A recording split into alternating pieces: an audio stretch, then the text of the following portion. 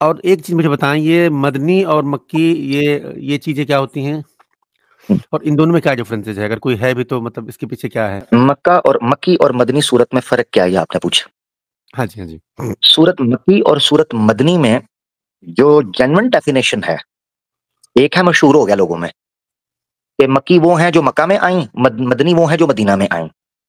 अच्छा। ऐसा नहीं है। नबी पाक सल्लल्लाहु अलैहि वसल्लम पर जो कुरान रिवील हुआ है ना, उसके 2 टाइम फ्रेम्स हैं। एक है हिजरत से पहले, जो कि कुल मिला के बनता है 13 साल नहीं, नहीं, हिजरत का मतलब क्या और होता है, ये बताएँ? माइग्रेशन हिजरत, अच्छा, अच्छा, माइग्रेशन। जी, जी। माइग्रेशन। एक टाइम है हिजरत से पहले, जो कि कुल मिला के बनता है 13 साल और एक है हिजरत के बाद, जो कुल मिला के बनता है 10 साल। तो टोटल में आ जाता है 23 इयर्स। ये 23 इयर्स का समय है जिसमें कुरान रिवील हुआ है। आमतौर पर अच्छा। आपने सुना होगा कि कुरान 23 साल के ज़माने में नाज़िल हुआ, 23 साल लगे कुरान उतरने में, रिवील होने में। ये बात बड़ी मशहूर है, सबने सुनी है। तो ये 23 जी। साल की डिवीज़न इस तरह होती है, पहले 13 साल, फिर 10 साल। जो तो पहले 13 साल है ना हिजरत के 13 साल, जी। उनमें जो कुरान नाज़िल हुआ है ना, वो मक्की कहलाता है।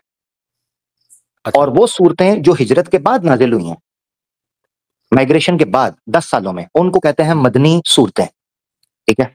अब एक तो अच्छा। फ़र्क है बेसिक डेफिनिशन का बाहर से, एक इनके सब्जेक्ट और टेक्स्ट के अंदर भी फ़र्क है।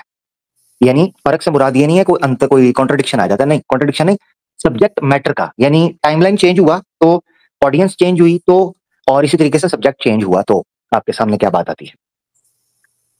तो जो 13 साल में नाज़िल हुआ वो मक्की ठहरा, चाहे वो मक्का में हो, यथरब में हो, इसी तरीके से ताइफ में हो या हबशा की हिजरत के ज़माने में हो या किसी तिजारत के सफ़र पे हो, कहीं भी हो, उसको मक्की कह लेते हैं और जो बाद में 10 साल में हो उसको मदनी। अब इनका इंटरनल जो स्टडी करते हुए फ़र्क नज़र आता है वो ये आता है कि जो 13 साल का दौर है मक्की का, उसमें ज़्यादातर जो सब्जेक्ट डील किए गए हैं, उनका ताल्लुक है बिलीफ, अकीदे के साथ, अकायद, ठीक है? हुँ, जैसे अल्लाह ठीक को है। एक मानना, मर के ज़िंदा किए जाएँगे, अल्लाह के सामने जवाब देना पड़ेगा, ये जीवन कैसे बिताया, ठीक है? फिर मूर्ति पूजा का खंडन मौजूद है। हुँ, इसी तरीके से माँ-बाप के साथ अच्छे सलूक करो, ये तरीके से रहो, ठीक हुँ, है? बच्चों का ख़्याल रखो, अच्छा झूठ ना बोलो, यानी बुनियादी, यानी स्टार्ट था तो स्टार्ट के अंदर उनको जिस तरह कहते नहीं, उनकी स्टार्ट में शिक्षा, उनकी तरबियत की, स्टार्ट में उनको अच्छा बेसिक हुँ, टीचिंग थी कि देखो एक अल्लाह की तरफ आ जाओ, मर जाओगे, उसके सामने पेश हुँ, किए जाओगे। फिर इसी तरीके से अंबिया, प्रोफिट्स, रसूल आए हैं, ठीक है? हुँ, जिनको हुँ, तुमने अवतार समझ लिया, जिनको तुमने भगवान समझ लिया, जिनको तुमने भगवान के बेटे-बेटियाँ समझ लिया, वो बेटे-बेटियाँ नहीं थे, वो तो प्रॉफिट्स थे। इस तरह करके उस कॉन्सेप्ट को भी समझाया। फिर आता है 10 साल का अरसा। उस 10 साल में एक स्टेट हमारे हाथ में आ चुकी थी, ठीक है? हुँ, तो उस 10 साल के अंदर मुसलमानों को फिर पॉलिटिकल सिस्टम दिया गया। वो पॉलिटिकल सिस्टम की मेजॉरिटी जो है ना, वो आपको मदनी सूरतों के अंदर उन 10 सालों के अंदर दिखाई देती है। चोर का हाथ काटना है, व्यभिचार करने वाले को कोड़े मारने हैं, शराब पीने वाले को कोड़े, जो पति-पत्नी होते हुए करेगा उसको रजम कर देना है। इसी तरीके से जो किसी को कत्ल करता है उसकी सज़ा, अमीर की अताअत करनी है, सिस्टम को फ़ॉलो करना है। अच्छा अगर कोई नॉन मुस्लिम आपसे भिड़ पड़े तो कैसे करना है? अगर जंग लग जाए तो कैसे लड़ना है? ठीक है? बच्चों का ख़्याल कैसे करना है? शादियाँ कैसे करनी है? तलाक कैसे होगी? डिवोर्स, बच्चे, प्रॉपर्टी, इनहेरिटेंस, ये सारी चीज़ें फिर मदनी दौर के अंदर आती हैं। 13 साल में मैन पावर तैयार की गई है और 10 साल में उस मैन पावर से सिस्टम को इंप्लीमेंट करवाया गया है। This is the wisdom behind मक्की और मदनी, ठीक है? ये वजह ठीक है है। कि 23 साल के दौर में विष्णु साहब, यहाँ लोग 25-25, 50-50 साल हुकूमतें करते हैं। बेसिक रिफॉर्मेशन नहीं हो पाती, बेसिक तो 50-50 साल। 23 साल के दौर में जिसमें से 13 साल तो इसलिए साइड पे कर दें कि उन 13 सालों के अंदर तो अल्लाह के रसूल सल्लल्लाहु अलैहि वसल्लम को पॉलिटिकल पावर तो मिली नहीं थी।